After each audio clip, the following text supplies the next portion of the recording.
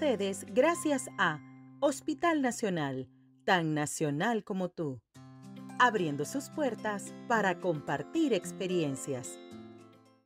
Hola, ¿qué tal? Hola, ¿qué tal? Muy buenas tardes. Tengan todos ustedes bienvenidos a un HN Live de Hospital Nacional.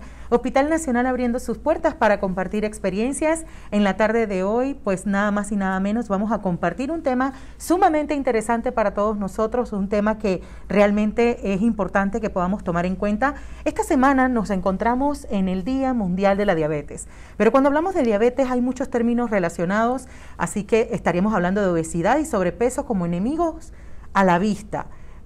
Así que es importante, ya se dio cuenta, es importante que usted, sí, usted que está viendo este HN Live pueda compartirlo, disfrútelo, aprovéchelo y haga todas las preguntas que usted tenga relacionadas a este tema. Parecería que hoy en día está de moda, así que vamos a aprovechar en esta oportunidad, le vamos a dar la cordial bienvenida a nuestra invitada especial en la tarde de hoy, a la licenciada Giselle Fernández. Bienvenida. Muchas gracias, mi nombre es Giselle Fernández, soy nutricionista dietista y estamos pues para ver pacientes o atender pacientes con alteraciones metabólicas, sobre diabetes, hipertensión y también cáncer. Bien, así es, tal como lo estamos prometiendo, así que usted prepare sus preguntas porque precisamente vamos a hablar de obesidad, sobrepeso y quién hoy en día, licenciada, vamos a entrar de lleno en esto que parecería que está de moda. Obesidad y sobrepeso, enemigos a la vista, como lo hemos llamado en nuestro HN Live del día de hoy. Sobrepeso, entramos en materia, sobrepeso, obesidad, ¿es lo mismo? No es lo mismo, hay una diferencia entre el sobrepeso y la obesidad. Usualmente el sobrepeso se refiere a cuando tenemos un cierto porcentaje de nuestro peso por encima de lo normal. Hay un indicador que usamos que es el índice de masa corporal. Lo normal debe estar de 20 a 25 cuando hacemos relación del peso con la estatura. Y cuando pasamos esa relación de 25 a 30 decimos que estamos en sobrepeso. Si esa relación supera el número 30, estamos entonces en obesidad, que es una acumulación ya excesiva de grasa corporal y que va avanzando en grados. Tenemos grado 1, grado 2 y el grado 3, que es lo que llamamos la obesidad mórbida en el paciente con obesidad. Ahora bien, si bien es cierto, usted nos acaba de mencionar, parecería, pues para nuestro poco entender, pensábamos que sobrepeso y obesidad se trataba de lo mismo, pero efectivamente usted lo detalla de que obesidad pues tiene sus grados y todo lo demás. Ahora bien, esta clasificación que usted menciona, ¿puede darse en diferentes etapas o edades como tal? Sí, es correcto. De hecho, en la actualidad estamos viendo muchos más casos de sobrepeso y obesidad infantil mucho más temprano que lo que se veía en el pasado. Por eso, pues, los padres tenemos que cuidar la alimentación de nuestros hijos para evitar ese desarrollo de la obesidad desde tempranas edades. Ahora, usted lo acaba de mencionar, estamos viendo tempranas edades, pero esto incluye inclusive a los bebés. Relacionado, por ejemplo, uno ve estos bebés gorditos y nuestras abuelas y todo el mundo les gusta verlos gorditos. ¿Los bebés pudieran estar en estos rangos también? Usualmente en los primeros 2 años de vida de los bebés, pues ellos a veces se ven así gorditos, tiernitos, pero ya cuando pasamos los 2 años que han tenido pues, una etapa en donde pasó ese crecimiento, es donde comenzamos entonces a ver los cambios en su alimentación, comienzan ya a comer y a crear ese hábito. Es justamente en esta etapa en donde tenemos que cuidar más que toda la alimentación para evitar ese desarrollo de obesidad. Ahora, sobrepeso, obesidad, nos hablan todos, pareciera que estamos acostumbrados a escuchar que tenemos que tener una dieta balanceada, todo el mundo nos habla de esto, pero ¿cuáles son esas famosas reglas de la alimentación y dieta balanceada de la cual nos hablan? Bueno, existen algunas reglas que llamamos pues las reglas básicas de la nutrición que debe seguir una persona para tener una alimentación adecuada. Lo primero es que debe ser suficiente. Acá hablamos de suficiente, pues debo comer lo que me corresponde según mi peso, mi edad, mi sexo y mi actividad física que yo hago día con día. Entonces, esa es una de las reglas. La otra es la moderación, porque puedo comer suficiente, pero puedo comer suficiente demasiado de algo. Pues entonces, la moderación significa comer las porciones adecuadas en base a los requerimientos nutricionales. También la dieta debe ser inocua, es decir, que no me debe poner en ningún riesgo de desarrollo de una enfermedad o intoxicación alimentaria. Entonces son como quien dice reglas básicas que debemos seguir y sobre todo la más importante, el balance. ¿Qué es el balance? Comer de todo un poquito, no quitar ni frutas, ni vegetales, ni carbohidratos, sino comer de todos los grupos de alimentos de forma balanceada. Ahora, usted acaba de mencionar precisamente el tema del balance. Cuando nosotros nos hablan de nutricionista, uno habla de reglas prácticamente imposibles de lograr. Nos cuesta muchísimo porque donde nos ponen reglas para comer, A ver, ¿dónde es mayormente, por su experiencia, donde cometemos el mayor error? El panameño, por naturaleza, ¿dónde está consumiendo más? ¿Dónde es que más se equivoca? Bueno, nosotros los panameños tenemos una característica muy particular. Somos carboadictos, digo yo, o adictos a los carbohidratos. ¿Por qué? Nos encanta comer. Primero, grandes porciones de carbohidratos. Somos arroceros, o si comemos, por ejemplo, arroz, queremos ponerle la tajada, le queremos poner también a los macarrones arroz, o que podemos poner el arroz con los frijoles y también el plátano. Entonces, ese exceso de carbohidratos obviamente genera un aporte extremadamente elevado de calorías que entonces puede conllevar a obesidad. Entonces, allí es donde los panameños tenemos una debilidad. Y la otra debilidad, es importante mencionarla, somos frituadictos, digo yo, adictos a las grasas, a las frituras, nos encanta que si la carimañola, el patacón, las papas fritas y pues las grasas en exceso, las grandes cantidades en la dieta, también van a generar un aumento del peso corporal. Entonces esa combinación de exceso de carbohidratos con exceso de grasas no nos ayuda para nada.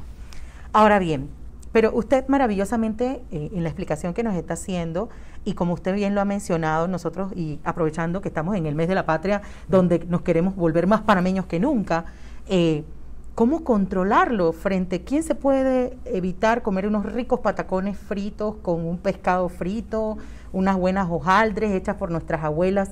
O sea, ¿dónde entra el truco? ¿El no comerlos o allí en cantidades?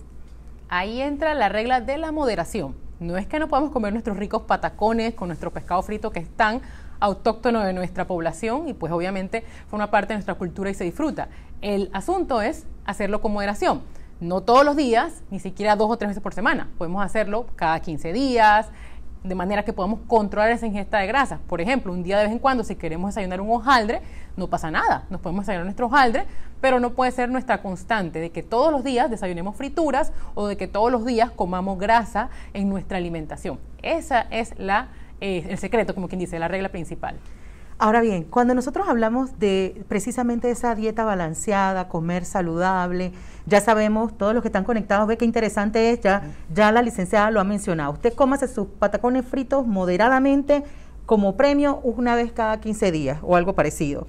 Ahora bien, licenciada, cuéntenos, el metabolismo.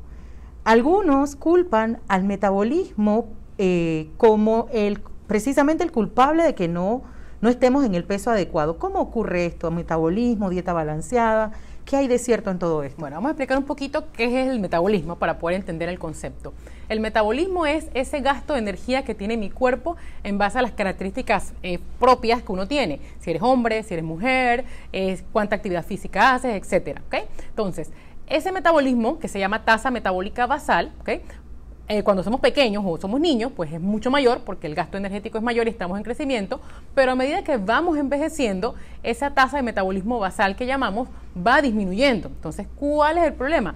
Si seguimos comiendo, por ejemplo, a los 40 años, como cuando teníamos 25 años, que podíamos comernos un combo de comida rápida y no pasaba absolutamente nada, y creamos esos hábitos, obviamente cuando tenemos más edad, 40, 50 años, que el metabolismo es más lento, tendemos entonces a ganar mucho más peso porque el aporte calórico que le estamos dando es el mismo de cuando estábamos mucho más jóvenes y nuestro metabolismo era más rápido. Es decir, nuestras necesidades eran mayores en ese momento y las podíamos cubrir. Ahora son menores y si me quedo comiendo con necesidades de años atrás, ahí viene el desbalance en el organismo.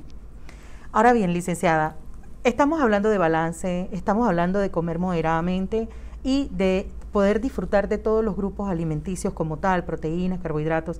Cuéntenos, ¿cómo sería el plato ideal en cantidad, en proporciones, de acuerdo a una edad promedio en este caso? Bueno, nosotros usamos algo con mucho éxito para orientar a nuestros pacientes que le llamamos el plato saludable.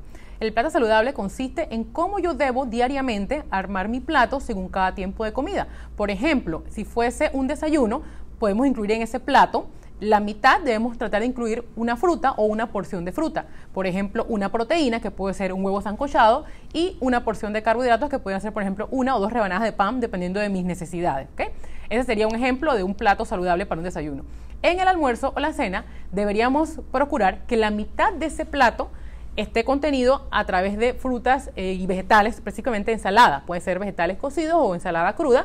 Queda entonces la otra mitad del plato, que la vamos a dividir en 2 partes. Una la van a estar compuesta por las proteínas, que deben ser preferiblemente proteínas sin un aporte elevado de grasa. ¿A qué me refiero con aporte elevado de grasa? No deben ser cortes como, por ejemplo, patita, chicharrón, chorizos, cosas con mucha grasa.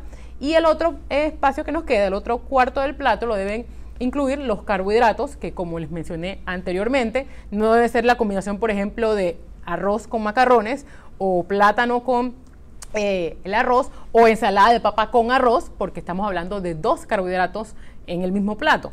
Y la idea es que sea una porción moderada de un solo carbohidrato. Entonces debemos incluir un carbohidrato de forma moderada, una proteína baja en grasas y la mitad del plato deben ser vegetales, cocidos o ensalada. Ahora bien, muchos de niños probablemente éramos enemigos de los vegetales.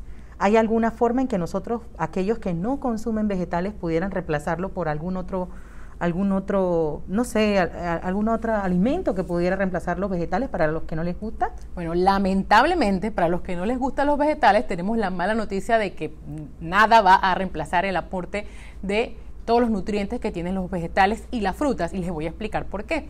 Pues los vegetales y frutas, además de tener vitaminas y minerales, que las podemos, por ejemplo, conseguir en suplementos, que no es igual y nunca va a ser el mismo beneficio, van a tener otras sustancias como, por ejemplo, fibra, que son sumamente esenciales para evitar el estreñimiento. Van a tener sustancias que se han comprobado que ayudan a combatir enfermedades como el cáncer, por ejemplo el licopeno en el tomate, algunos antioxidantes en ciertos vegetales, por ejemplo en el brócoli hay una sustancia que se llama sulforafanos que ayuda a evitar el cáncer de mama. Entonces, ese tipo de nutrientes solamente lo vamos a tener de forma adecuada y que el cuerpo la pueda aprovechar a través del consumo de frutas y vegetales. Entonces, nada los va a poder reemplazar en la alimentación, ni siquiera los suplementos que vengan de forma comercial. Interesante lo que nos acaba de plantear, y esta pregunta la ampliaría. Usted acaba de mencionar todo lo que nos pudiera estar brindando el vegetal, pero en todos los grupos de alimentación, por ejemplo, las proteínas, ¿en qué nos ayudan? Las frutas, ¿en qué es lo que nos aporta cada uno de estos a la hora de consumirlo? Bueno, cada grupo de alimentos pues va a aportar nutrientes específicos. Por lo menos los carbohidratos se saben que nos van a aportar energía, pero no solamente los carbohidratos aportan energía, también aportan vitaminas del complejo B, que son sumamente importantes para mantener por lo menos el sistema nervioso trabajando de forma correcta.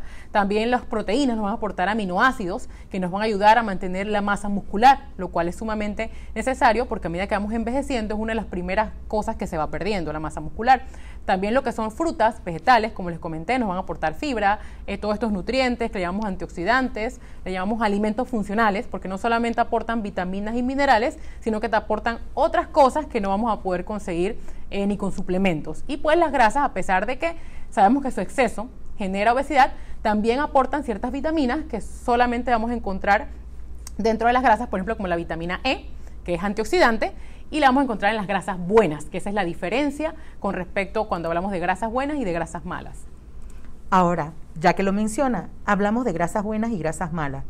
¿Cuáles son las grasas de las cuales nos debemos alejar y cuáles son las grasas buenas que podemos comer moderadamente? Ok, las grasas buenas, las que recomendamos por lo menos nutricionistas y todos que trabajan en personal de salud, es aquellas que nos van a favorecer la salud cardiovascular porque tienen vitamina E, omega 3, etcétera. ¿Dónde la vamos a encontrar? Por ejemplo, alimentos como el aguacate, alimentos como nueces, los aceites vegetales, por ejemplo, el aceite de oliva, el aceite de soya, canola, nos van a aportar esta vitamina E, estos antioxidantes, ¿ok? El asunto con las grasas buenas, que a pesar de que sean buenas, también son grasas, entonces hay que comerlas con moderación. Las grasas malas son aquellas que contienen grasas saturadas, que son las que tapan las arterias, tapan el corazón y causan las enfermedades cardiovasculares, infartos, derrames y todo eso. ¿Dónde las vamos a encontrar?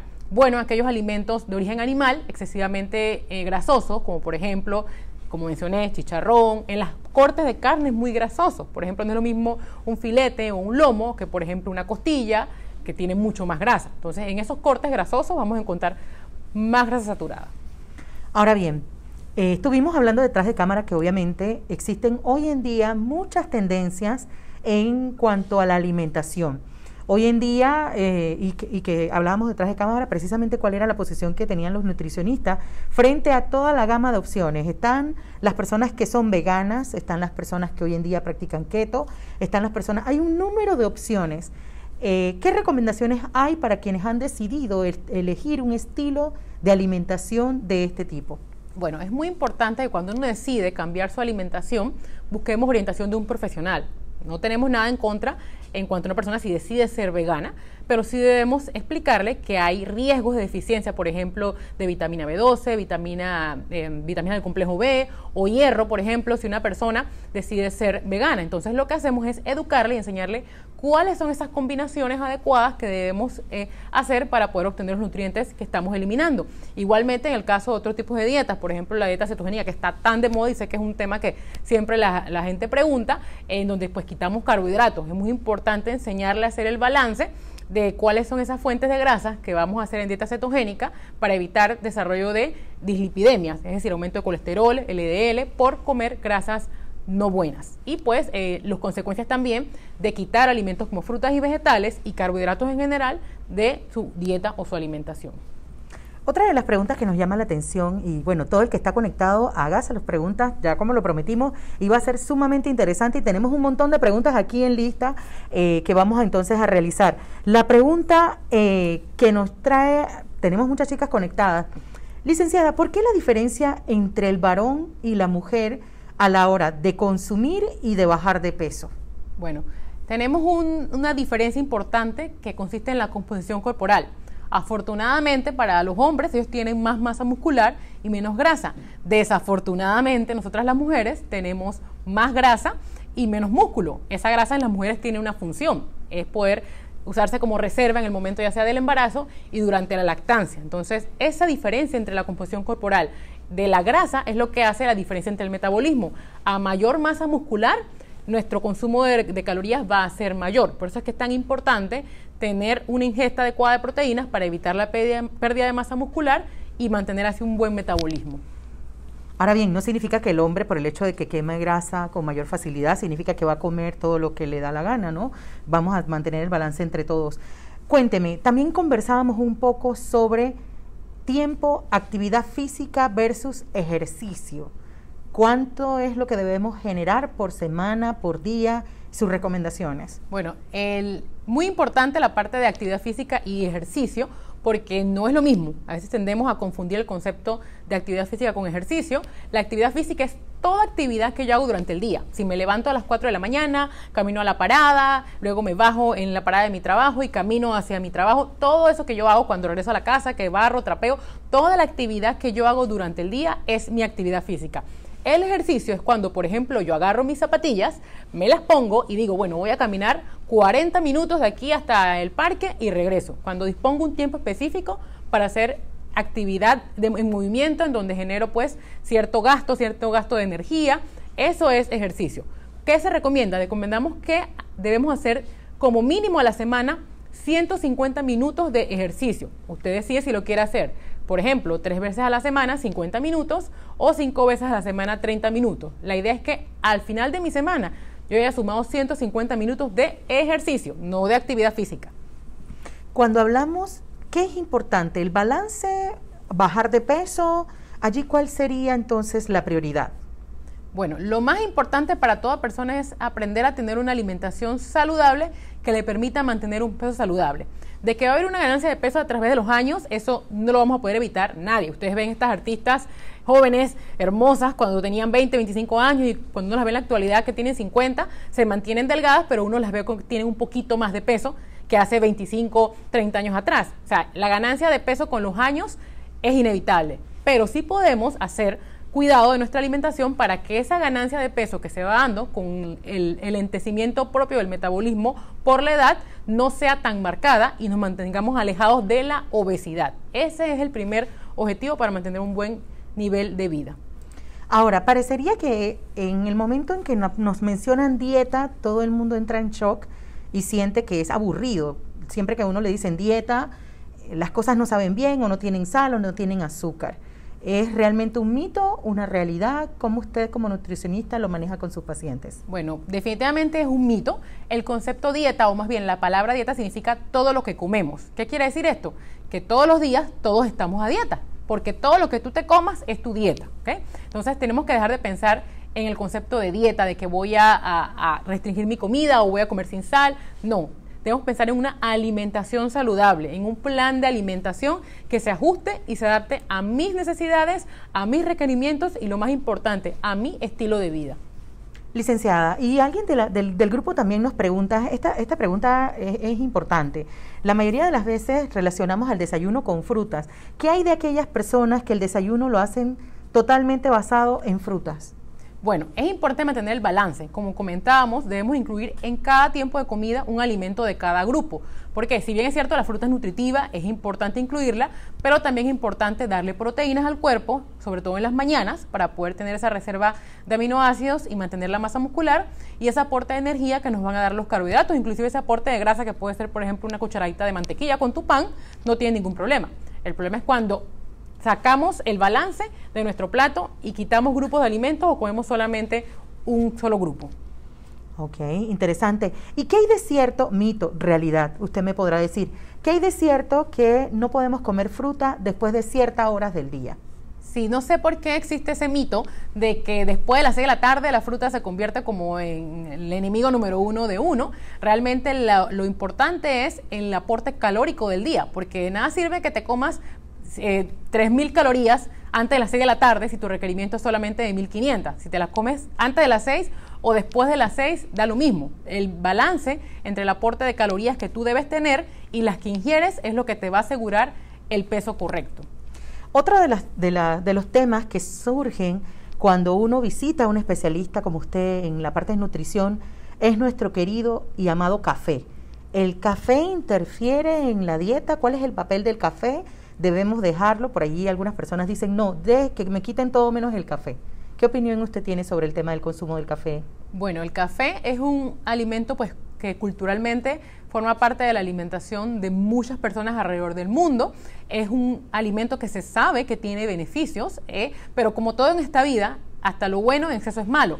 Podemos ingerir por lo menos 2 tazas de café al día sin ningún problema. El café tiene nutrientes que son importantes. El problema es cuando hacemos 2 cosas. Uno, el exceso. Por ejemplo, hay gente que toma 5 tazas de café. El café tiene cafeína, ¿ok? Y el exceso de cafeína puede generar temas ya sea de alteraciones neurológicas, digamos que la persona se siente un poquito acelerada, o inclusive aumento de presión arterial en algunas personas, ¿ok? Entonces el asunto es el exceso.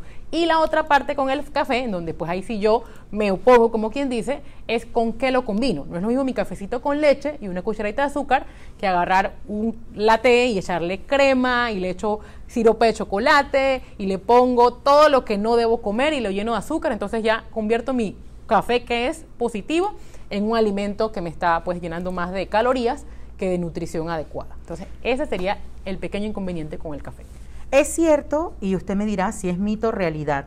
Algunas veces hemos escuchado de algunos familiares que el agua, que forma parte de lo que podamos nosotros consumir, si consumimos agua en exceso, nos engorda.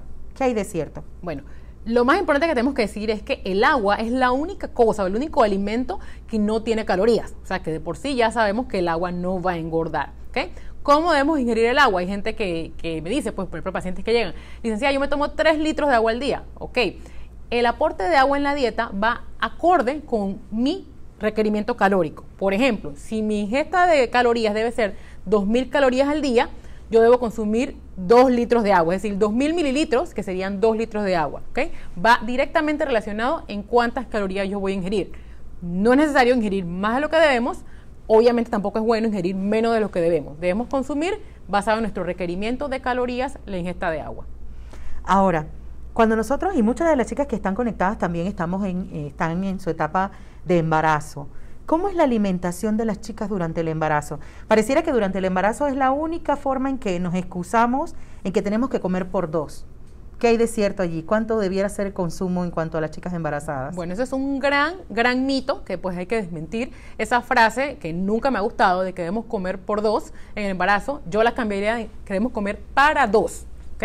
Porque son 2 seres que vamos a alimentar, ¿ok? Mamá debe comer bien para poder alimentar bien al bebé. Si mamá come en exceso, bebé también come en exceso. De hecho, se sabe que cuando una embarazada gana demasiado peso al final del embarazo, tienden a tener productos o bebés que le llamamos bebés macrosómicos porque son muy grandes, pueden pesar inclusive hasta 9, 10 libras, producto del exceso de calorías o la ingesta elevada de calorías durante el embarazo. Entonces, muy importante, es una de las etapas más hermosas de la mujer, pero debemos controlar nuestra alimentación para poder evitar estos riesgos que puede generar el exceso de calorías durante el embarazo. Ahí bien. En este caso también hay mitos alrededor, por ejemplo, del consumo de los cítricos. Nosotros debemos eliminar, debemos aumentar. ¿Cómo sería el consumo de cítricos que uno debe utilizar durante el día en una dieta balanceada como tal? Ok, el consumo de cítricos es bastante básico. Con consumir ciertas frutas y vegetales durante el día podemos alcanzar ese requerimiento. Se habla de unos 60 miligramos al día. Por ejemplo, te puedo decir, te comes un kiwi, que es una fruta rica en vitamina C, y básicamente ya cubres tu requerimiento. Pero ¿qué pasa? Hay personas que van a tener el requerimiento alterado por ciertas condiciones. Por ejemplo, los fumadores. Las personas que fuman deben ingerir mucho más vitamina C, especialmente a través de su alimentación, para evitar el daño que causa a las células el cigarrillo. Entonces ya cambia su necesidad de ingesta de vitamina C en este grupo de personas. Ahora, usted acaba de mencionar algo que nos lleva a la siguiente pregunta. Vitamina C. Ahora con COVID, todo el mundo se inventó, hemos escuchado montones de recetas naturales, mezclas de jengibre con vitamina C y demás. ¿Es posible nosotros aumentar el sistema inmunológico a través de estas mezclas? Bueno, vamos a ponerlo de la siguiente manera. Actualmente contra el COVID, pues no hay evidencia específica de que ciertos nutrientes puedan combatirlo o puedan prevenirlo como tal en el COVID. Lo que sí es cierto, y sí hemos sabido a través de muchos años, de que una buena nutrición nos ayuda a mantener un buen estado inmune. Por ejemplo, ahora vemos que la mayoría de los pacientes que se complican con COVID son aquellos pacientes que están obesos, aquellos pacientes que son hipertensos, aquellos pacientes que tienen comorbilidades o complicaciones en su salud y que algunas de estas complicaciones tienen que ver con su estado nutricional. Entonces, ¿en qué se traduce esto? Ok, vamos a mantener una alimentación balanceada, comer frutas, comer vegetales, comer en cantidades apropiadas para mantener un buen sistema inmune, una buena nutrición y prevenir el riesgo de complicarse en caso tal de que desafortunadamente nos toque pues padecer de COVID. Ahora bien, es importante lo que acaba de mencionar y hay muchos mitos alrededor del tema de la obesidad. Parecería que la obesidad y el sobrepeso es donde nacen muchas otras patologías, entre esas la que vamos a empezar entonces a conversar, que es la diabetes. Correcto. Sí, es cierto, el sobrepeso y la obesidad más que todo son la puerta de entrada a muchas enfermedades, entre esas pues la diabetes, y se explica porque el exceso de grasa en el organismo genera algo que llamamos resistencia a la insulina. ¿Qué es eso? Mi cuerpo no puede utilizar adecuadamente la insulina que secreta, por consiguiente se hace resistente y cuando consumo alimentos con carbohidratos, especialmente con azúcares, no los puedo utilizar de forma correcta. Entonces, por ese camino es que la obesidad nos va abriendo la puerta al desarrollo de la diabetes.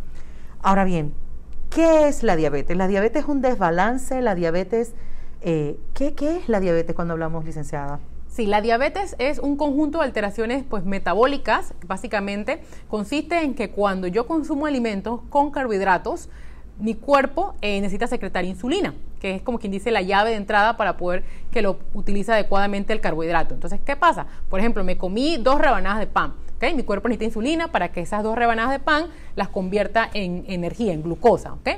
En el paciente con diabetes, como no hay una secreción de insulina adecuada o hay una resistencia, como les comenté, o sea, la que mi cuerpo secreta, no la puedo utilizar con eficacia, ese azúcar de ese pan, en vez de entrar a la célula y ser utilizada para obtener energía, se queda como quien dice navegando en la sangre y es donde viene entonces el aumento del azúcar en sangre porque no la podemos utilizar con eficiencia. Ahora, si nosotros estamos hablando de la alimentación, ¿quiere decir que la mala alimentación es lo que me hace diabético? No necesariamente, pues obviamente si yo tengo una mala alimentación que me genera un aumento de peso, una obesidad, ahí pues voy a tener mucho más riesgo de generar diabetes. De hecho, hay gente pues también delgada con diabetes, pero que tiene también la parte genética. Esa historia de tener padres, abuelos que hayan padecido de diabetes también nos genera un componente importante. Pero si yo cuido mi alimentación, a pesar de que tenga componente genético, puedo minimizar ese riesgo de desarrollar la diabetes.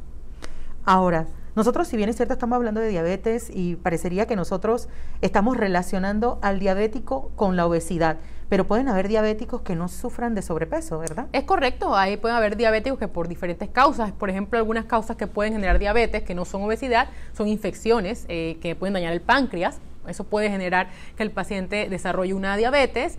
También tenemos pues diabetes gestacional, que es la que se da durante el embarazo, que tiene que ver mucho con la parte de la sobrecarga hormonal que sucede pues durante el embarazo, y no necesariamente son condiciones de obesidad, sino son situaciones que se presentan y que generan el desarrollo de la diabetes. Ahora, ¿cómo llegamos al diagnóstico de la diabetes? ¿Cómo saber si yo tengo diabetes? Bueno, todas personas debemos tener un control anual de ciertos parámetros en nuestro organismo. Por ejemplo, la glucosa en sangre en ayunas, específicamente, debemos medirnosla. Si esta glucosa en ayunas nos sale en 2 ocasiones arriba de 126 miligramos por decilitro, estamos pues hablando de una persona que tiene un riesgo de ser diabético. Entonces, ¿qué hacemos? Pasamos a hacer una prueba que se llama hemoglobina glicosilada, y ahí podemos entonces confirmar el desarrollo de la diabetes en esta persona. Usted lo acaba de mencionar, diabetes en el embarazo. ¿Qué pasa durante el embarazo? Pareciera que todos los espíritus salen del cuerpo, ¿verdad?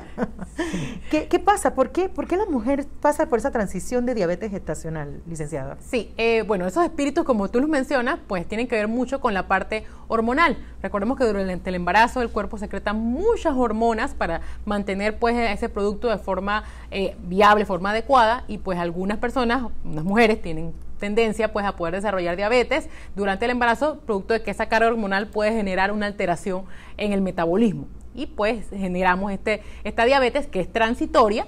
Usualmente, una vez terminado el periodo gestacional, se puede revertir, pero se ha comprobado que muchas mujeres que han tenido diabetes gestacional, si no cuidan su alimentación, en unos 5 o 10 años pueden desarrollar diabetes. Entonces es muy importante tener eso en consideración si usted padece de diabetes gestacional. Muy importante, licenciada, y tenemos una de las preguntas que nos hace el selecto grupo de personas que están conectadas. Hagan sus preguntas, aprovechemos al máximo a la licenciada antes que se nos acabe el tiempo. ¿Qué frutas debe comer una persona diagnosticada de diabetes? Okay. Esa es una pregunta sumamente interesante, porque hay muchos mitos con respecto a la ingesta de frutas en los pacientes con diabetes. A la hora de hablar de frutas tenemos que hablar de 2 cosas. Primero, el aporte de azúcares que pueden tener ciertas frutas. Sí, es cierto que hay frutas que tienden a tener más azúcares que otras, y debemos pues explicarle al paciente que hay algo que se llama el índice glicémico. ¿Qué es el índice glicémico? Es cómo cierta fruta va a aumentar el azúcar en mi sangre una vez que la consumo. Pero para eso, nosotros los nutricionistas manejamos algo que se llama el concepto de porciones, que se los pongo así, por ejemplo. ¿Cuánto es la porción de uvas? Que siempre los pacientes diabéticos dicen, no puede comer uva porque tiene mucho azúcar. Ok, por ejemplo, una porción adecuada de uvas para una persona con diabetes y para cualquier persona serían 12 uvas, a diferencia de la media libra de uvas, que a veces las personas se sientan a comer una tras otra, y obviamente va a haber un desbalance en el azúcar. Frutas como por ejemplo la piña, ok, que hay gente que puede agarrar y se come 2 o 3 rebanadas de piña. La porción es media taza o una rebanada de piña. Entonces, al controlar las porciones, podemos controlar la cantidad de azúcar que va a entrar en sangre en el paciente. En ese sentido, cuando el paciente diabético es diagnosticado, ¿cómo influye la alimentación en la diabetes? ¿Se puede controlar? ¿Esto tiene que estar de la mano con medicamentos? ¿Cómo es esa conjugación allí para el paciente diabético y la alimentación? En el paciente con diabetes hay 3 pilares básicos para el control de la enfermedad. Uno es pues su uso de medicamentos o su uso de insulina, si el paciente utiliza insulina, su alimentación y lo que es el ejercicio. La alimentación es uno de los pilares más fundamentales. ¿Por qué? Porque muchas veces los pacientes quieren hacerse dependientes o controlar solamente su diabetes con la ingesta de medicamentos. Y si no controlas tu alimentación, puede entonces no encontrar el éxito en el control. ¿Por qué? Porque recuerdan, como expliqué, la diabetes es la ingesta de carbohidratos excesiva que el cuerpo no puede utilizar adecuadamente. Entonces, ¿qué pasa? Si yo no controlo el aporte de carbohidratos cuando soy diabético, aunque tome mis medicamentos, también vamos a tener aumento en el azúcar en la sangre. Entonces es muy importante controlar la alimentación, específicamente los carbohidratos, también las grasas. ¿Por qué? Porque las grasas en el diabético van a generar un riesgo de desarrollo de enfermedad cardiovascular. Lo que es grasas saturadas, como mencioné, están en chicharrón, carnes grasosas, etcétera. Eso va a generar riesgo en el paciente con diabetes, así que también debe cuidar la ingesta de grasas del paciente con diabetes. Ahora bien, parece sencillo, pareciera tonto la pregunta, pero hay personas que al momento de en la mañana, temprano, ¿qué hay de cierto que es mejor desayunar después de hacer ejercicio o antes de hacer ejercicio? ¿Hay alguna diferencia? ¿El cuerpo absorbe más? ¿Quema más calorías? Bueno, Eso depende también de en qué nivel de actividad física o de ejercicio, más que todo, uno se encuentre. Por lo menos un atleta, esto dependerá después de su manejo, de su rendimiento, pero usualmente una persona que lo va a hacer a modo de control de su salud o control de su enfermedad, siempre lo aconsejable es que no salga sin por lo menos comer algo. Puede tomar, por ejemplo, una fruta o tomarse medio vaso de leche o ingerir un yogur. Yo no recomiendo usualmente a las personas que salga a hacer ejercicio en ayunas. Siempre recomiendo que coma algo ligero y que luego, si gusta, cuando regresa, si lo hace en la mañana, desayune entonces completo. No soy muy fanática del ejercicio en ayunas. Hay gente que lo hace. Hay muchos estudios que dicen que no genera ningún beneficio mayor, pues porque no ayuda al cuerpo a quemar más grasa salir en ayunas. Ahora bien, usted lo acaba de mencionar, la palabra ayuno está de moda para algunas de las alimentaciones que están de moda como tal. ¿Qué opinión tiene usted sobre el tema de los ayunos intermitentes? Bueno, vamos a recordar un poquito que el ayuno intermitente no es nada nuevo. El ayuno intermitente, de hecho, se ha realizado a través de muchos años, muchos por motivos religiosos, por lo menos los musulmanes que hacen el Ramadán, hacen ayuno intermitente. O sea, no es ninguna novedad el ayuno intermitente. Lo que sí bien es cierto es que debemos asegurar un aporte calórico y una calidad de calorías en el ayuno intermitente. ¿Por qué? De nada sirve que yo deje 12 horas sin comer si voy a comer excesivamente y a sobrepasar mis requerimientos calóricos. Si el ayuno intermitente se hace, debe estar dentro del rango del aporte calórico que yo necesito para promover entonces esa pérdida de peso. Entonces, para mí, en ese concepto es importante manejar la parte del aporte calórico y de alimentos en el ayuno intermitente. Muy bien. Ahora, sé que seguramente lo que le voy a preguntar tiene mucho que ver con lo que nos ha mencionado, pero si usted tuviera que listarnos aquellos productos, aquellos consumos, por experiencia de todos sus pacientes, de los cuales usted diría, hasta aquí deje de consumir este alimento porque le puede causar daño a corto o mediano plazo, ¿de cuáles alimentos, de cuáles productos estaríamos hablando? Por ejemplo, las gaseosas. Sí, por ejemplo, todo lo que va a ser procesado, pues va a ser dañino versus lo natural. Si por ejemplo tú me dices que te gusta tomar en la mañana un jugo de cajeta, yo te voy a decir que prefiero que cambies ese jugo de cajeta por el jugo natural o por otra fuente. Por ejemplo, puede ser un vaso de leche, cualquier otra cosa, si te gusta la leche también, ¿no? Tampoco imponemos el consumo, pero por ejemplo, todo lo que es alimentos, comida rápida, pues, comida de calle, por ejemplo, comida de restaurantes, tipo pizzas, hamburguesas, siempre van a ser comidas que no es que no las podamos ingerir, pero debemos controlar y consumirlas con moderación. Por ejemplo, dejarla para los días de fiesta o un fin de semana donde tengo que celebrar algo puntual. O sea, no puede ser el día a día de mi alimentación, almorzar todos los días, por ejemplo, comida rápida. Es totalmente dañino para la salud.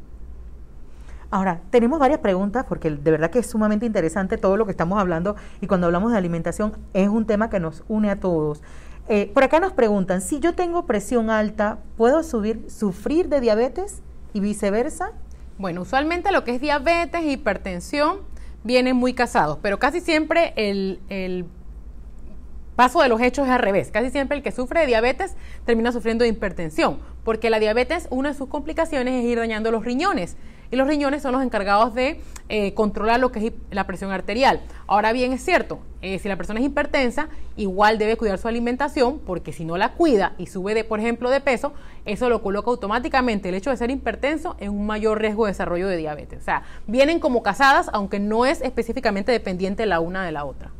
Ahora, la pregunta también se le haría, ¿toda persona que está en sobrepeso podría ser diabético o hipertenso como tal? ¿A una de las dos lugares va a llegar? Sí, toda persona que tiene obesidad tiene un riesgo de desarrollar diabetes, hipertensión o enfermedades cardiovasculares. Obviamente va a haber mayor riesgo en quien tiene la genética, eso es así, eso no se puede cambiar, es como el cáncer de mama, hay más riesgo en quien tiene la genética, porque es un factor no modificable, no podemos cambiar nuestros genes, pero sí puedo cambiar mi alimentación. Entonces, si yo tengo la genética de la diabetes, lo que debo hacer es modificar mi alimentación, que es la que me va a ayudar a prevenir el desarrollo de esa diabetes. Licenciada, si un diabético va a alimentarse, ¿debe eliminar el arroz?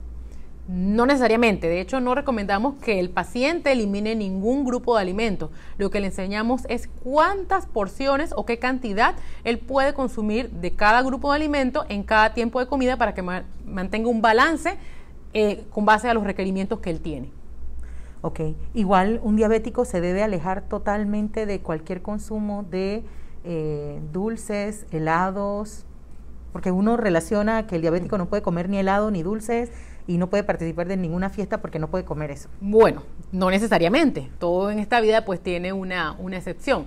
Digamos que el paciente diabético bien controlado, que tenga un día, un evento, por ejemplo, se casa mi hija, ¿ok?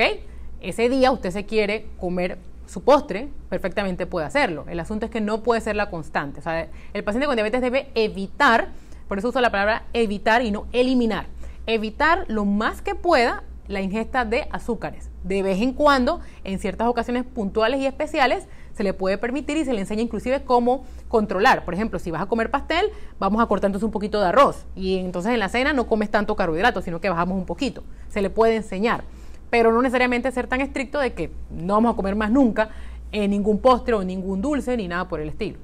Bien, una de nuestras chicas nos pregunta, yo voy a hacer ejercicio en las noches, ¿qué debes cenar antes de ir a correr? Ok, bueno, dependiendo de cuáles sean tus objetivos. Si tu objetivo es ganar peso, ¿ok? Obviamente debes comer una comida copiosa, como quien dice, con muchas proteínas, con bastantes carbohidratos, también siempre incluir frutas y vegetales. Si tu objetivo es bajar de peso, específicamente bajar grasa corporal, entonces lo que hacemos es que reducimos los carbohidratos, no los quitamos, los reducimos porque el cuerpo necesita reponer parte de esa energía que ha utilizado. Le damos prioridad al consumo de ensaladas, de vegetales frescos y a tu aporte proteico para que mantengas una buena masa magra y puedas mantener un peso apropiado.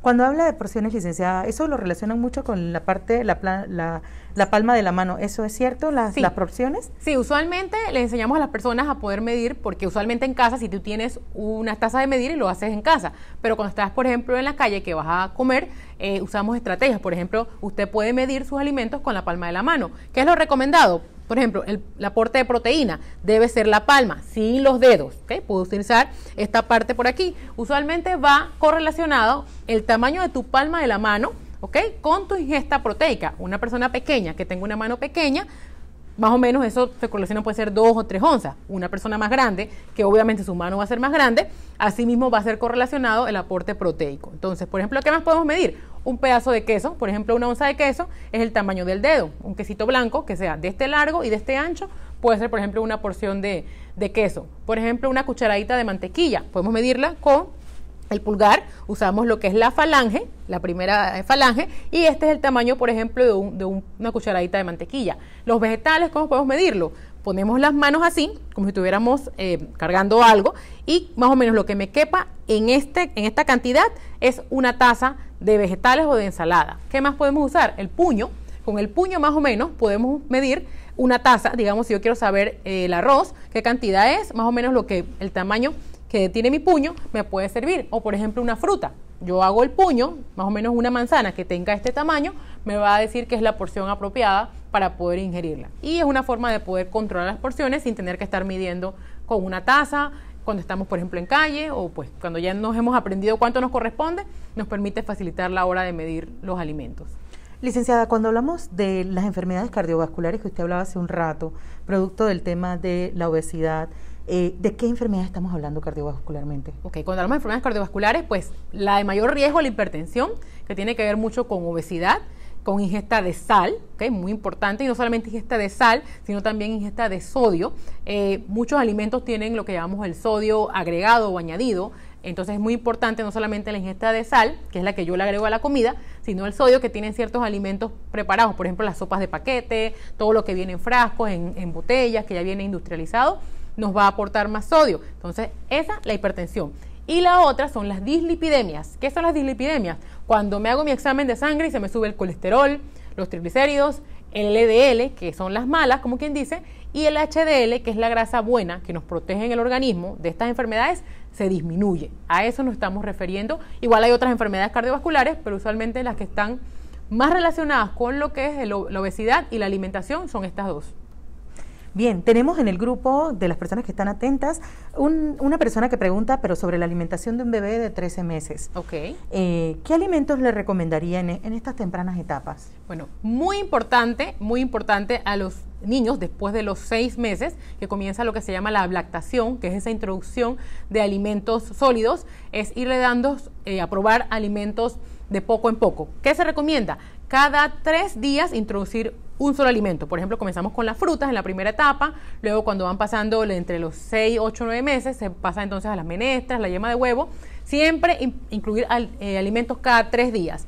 Nunca debemos rendirnos con las frutas y los vegetales en los niños pequeños. ¿Por qué? Porque a la primera, a veces le damos, por ejemplo, brócoli y ya no quiso ese día, ay no, él no le gustó el brócoli, entonces ya no le gustó más. Entonces, por lo menos cuando llegan a la etapa de los 13 meses, que ya es pasado el año, y ellos ya en ese momento deben haber probado prácticamente todos los alimentos y comer casi como come la familia, solamente con la textura un poco modificada porque todavía está pequeño. No le hemos introducido y como no le gusta el brócoli, no se lo di más nunca. Entonces a los 13 meses ya no te come brócoli. A esa edad él debería comer prácticamente de todo lo mismo que se come en casa, siempre con esa alimentación saludable. ¿A qué me refiero? Si por ejemplo en casa se come arroz, frijoles, carne y ensalada, al pequeño también hay que ofrecerle esos mismos alimentos y tratar de evitar darle alimentos no saludables como por ejemplo pizza. A esa edad, créeme que un bebé necesita probar pizza, él ni siquiera sabe qué es eso. Si yo no se lo ofrezco, él entonces no va a saber o no la va a conocer. Ok, bien, el tiempo pasó volando, como lo estuvimos hablando. La verdad que hay una innumerable cantidad de preguntas y sumamente interesante. Creo que nos vamos a quedar con las ganas de hacer un segundo HN Live. Cuéntenos un mensaje final que quiera usted compartir para todos los que están conectados, para todos los que están viendo este HN Live, como especialista en el buen comer, como especialista en nutrición. Bueno, ante todo, muchas gracias por conectarse y acompañarnos en esta tarde. Y pues lo más importante y el mensaje que tengo para ustedes para llevar es siempre mantener ese balance, tratar de cuidar nuestra nutrición, consumiendo siempre alimentos de todos los grupos, con una moderación, no en exceso, quitando lo que sabemos que no debemos consumir en exceso, grasas, los azúcares, y siempre tratando de incluir en todos los grupos de edad, niños, adultos mayores, frutas y vegetales. Esos van a ser nuestros aliados para mantener una alimentación saludable. Importante, ¿dónde podemos encontrar a la licenciada Giselle Fernández? Bueno, me pueden encontrar en el piso 8 del Centro Médico Integral, en el grupo hemato-oncológico. Los que estén interesados en conseguir cita conmigo pueden llamar al 207-8210 y pues ahí estoy a la orden para atenderles cuando gusten. Así es, de esta manera le queremos dar las gracias, licenciada. De verdad que se han quedado en el tintero un montón de preguntas, porque la verdad que sí, a la alimentación nos apasiona a todos, sobre todo cuando hay que tener reglas y no las cumplimos con facilidad. De esta manera le damos las gracias a todos los que están conectados. Ya sabe, este HN Live estará colgado en nuestras redes sociales, en nuestro Instagram. Y ¿por qué no? Si se ha perdido uno de nuestros HN Live, nuestro canal de YouTube están todos, inclusive este. Compártalo con sus familiares y amigos para que aprendamos juntos sobre la experiencia de nuestros especialistas. Hospital Nacional abriendo sus puertas para compartir experiencia. Que pasen todos una feliz tarde.